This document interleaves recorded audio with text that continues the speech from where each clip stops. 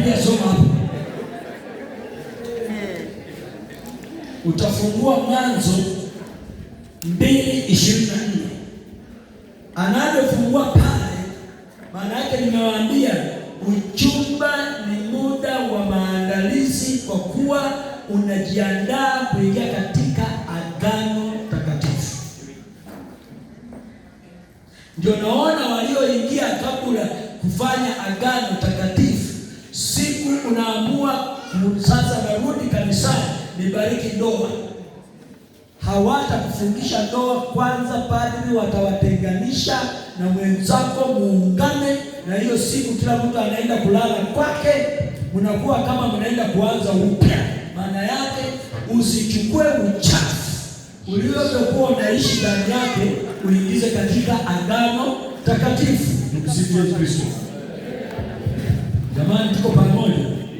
Haya, msome, tusome Mwanzo 2:24. Kwa sababu ya maandalizi, nimesema kwa sababu ya maandalizi hayo, mwanaume atamwacha baba yake na mama yake, naye ataambatana na mke wake, nao watapata kuwa mwili mmoja. Na wawili hao watakuwa mwili mmoja. Na omba unisikilize vizuri. Wajasema mwanamke ataacha wazazi, walisema mwanaume, na wajasema mvulana boy, kwa kuwa boy ni mtoto wa mama. Kuna majitu mengine miaka 35, lakini anakaa na binti wa mtu, kila kitu anataka kufanya nyumbani, mama yake anamwambia jana mueleze. Maana yake wewe ni mwili tu mkubwa na miaka mingi, lakini wewe bado mtoto wa mama. Ndio naendelea kuongozwa na mama yako. Ndugu zako wakija nyumbani kwako, wanavuruga mke wako, wanaongoza, wanasema nyumba ya kaka. Na Mungu amesema wawili hawa watakuwa mwili mmoja. Kaka yako nje ya ndoa hii, ndugu yako nje, hata mama mzazi. Mama, wewe ni mzazi, ulinizaa vizuri, lakini ndoa hii haikuhusu wewe. Nje, kaa mbali. Baba, kaa mbali. Wote wakae huko. Ndoa ya watu wawili wakiamua kula chakula bila nguo ni kwako. Sasa wewe mtu mwenye kimbelembele unaojiingiza kwa ndoa ya watu, Biblia inasema Mungu alichounganisha hakuna mama, hakuna dada, hakuna mtoto, hakuna shangazi wa kutenganisha. Hiyo ni agano la watu wawili. Sijui mnanisikia vizuri? Nyinyi wa mama, acha kimbelembele kusumbua ndoa za watoto wenu. Wewe bado kama uko na mume wako, sumbua huyo, achana na ndoa ya mtoto wako. Wewe unanunulia mke wako nguo, kitenge kizuri. Mimi nimehangaika na wewe tangu nimekuzaa, nimekulea kwa machozi, kwa nguvu, napambana na wewe, unauma. Sasa hivi unanunulia mke wako nguo ya gharama, mimi hujaninunulia. Wewe sio mke wako, wewe ni mke wa baba yake.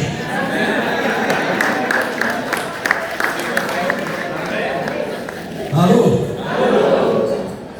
Akikusaidia, amekusaidia kama mtoto, lakini hauna haki ya kudai. Msifu Yesu Kristo. Kwani Mungu alikupa watoto ndio wafanye biashara, wafanye mradi? Na nyinyi vijana mnaotafuta kuoa na kuolewa, nisikilize, msipige makofi na kucheka tu. Biblia inasema na watoto watatunza wazazi wao katika uzee ndio wapate baraka. So usiseme mwalimu alisema sasa mama usinisumbue. Mimi niliwaambia mama usidai, lakini watoto wape wazazi mahitaji yao katika uzee wao. Ndio naona kabla Isaki hajatoa baraka alisema, mwanangu, nitafutie kitu niandalie nile nishibe, nitoe baraka. Kitu kidogo kwa mzee mwenye shukrani, anaanza kuongea baraka bila full stop, kwa kuwa amekula kitu kutoka kwa mtoto wake. Mungu akubariki, watoto wako waweze kupata upendeleo machoni pa Mungu. Anaongea hata kama kafiri pekani, akila atashiba, akivaa nguo ya mtoto wake anatoa baraka na zinafanya kazi. Sasa wewe mtoto, kaa chini, fikiria vizuri. Kama umezima data, washa data, uelewe vizuri, mambo yaendelee vizuri na kutunza wazazi. Lakini wazazi, acha usumbufu kwa ndoa za watoto wenu. Hapa Makindi hapo mwaka wa 2001 mama anasumbua ndoa ya mtoto wake, anasumbua, anapiga asubuhi saa 12, uje kwa haraka uje unifulie nguo. Mimi niko nyumbani, mume wangu yuko yeye ndiye alikuzaa mimi, njoo. Anamwambia mama, siwezi kukupikia chai, pika mwenyewe, nakimbia, mama ananiita kila saa, mama ananiita.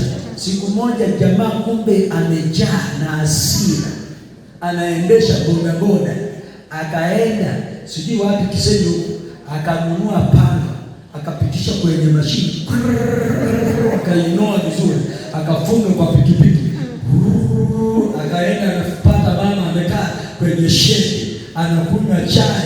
Aliyofika yeye, mkwe, karibu nyumbani. Anasema, leo usinikaribishe, nimekuja kwa shughuli nyingine.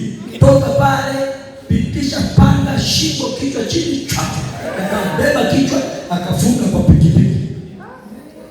Hapo Chibuye polisi, akaingia pale, anaingia na kichwa, polisi wote wakakimbia kwanza, akaweka kichwa kwenye meza ya polisi counter.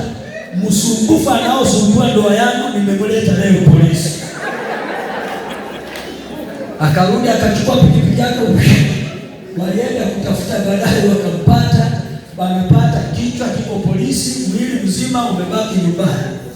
Jamaa wakakamata, walimfunga miaka 16, lakini mama hata kula chakula tena, alimaliza usumbufu. Mama upo?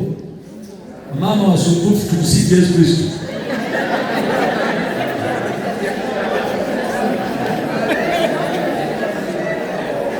Hata kama mmekoma, nimesema.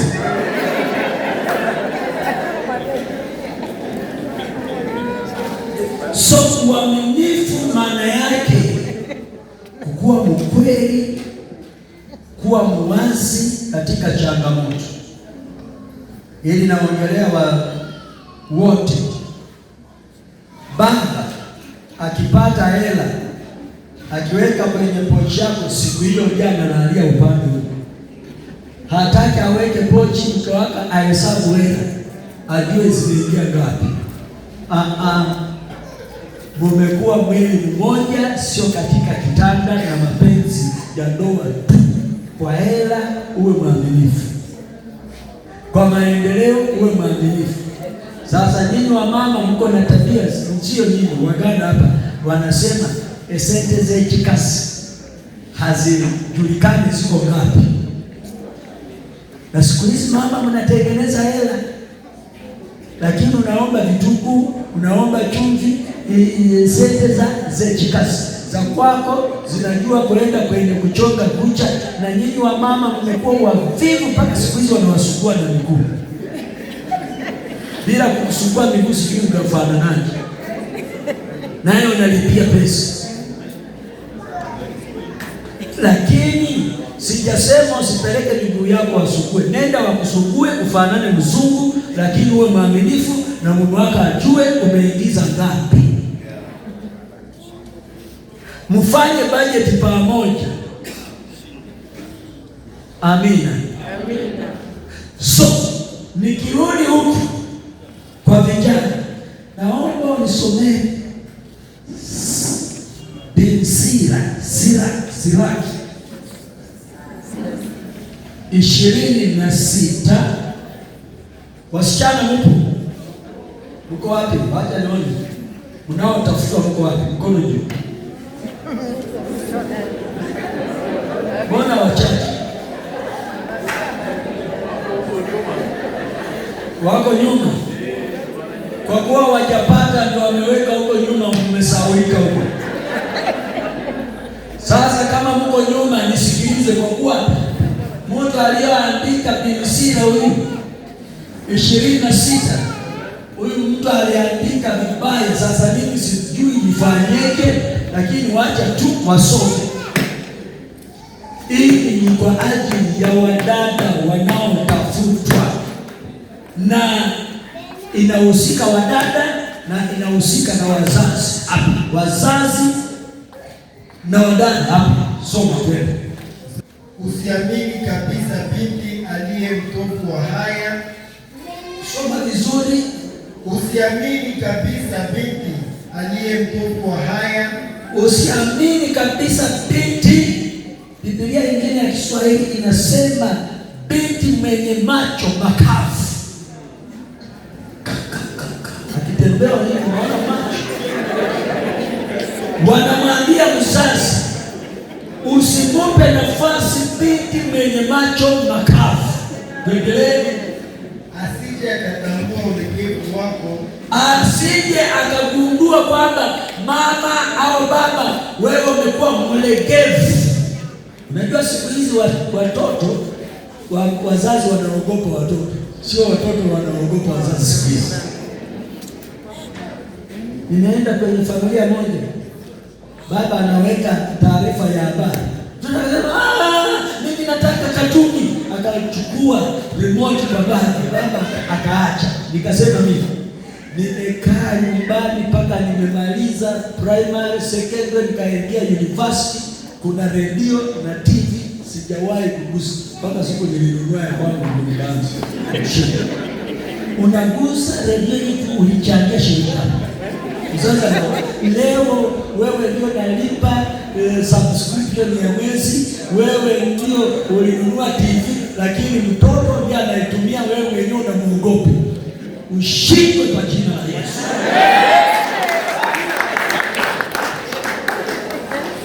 Sasa anakuambia mzazi, angalia, ukiona binti yako macho makavu, usimupe nafasi, achukue, aangalie ulegevu wako, aweze kukutisha wewe. Ukimupa nafasi, wewe ndio utalia machozi. Nisikilize, wangapi hapa wa mama na wa baba nyumbani mna watoto wa jukumu, nalea watoto wa watoto wetu?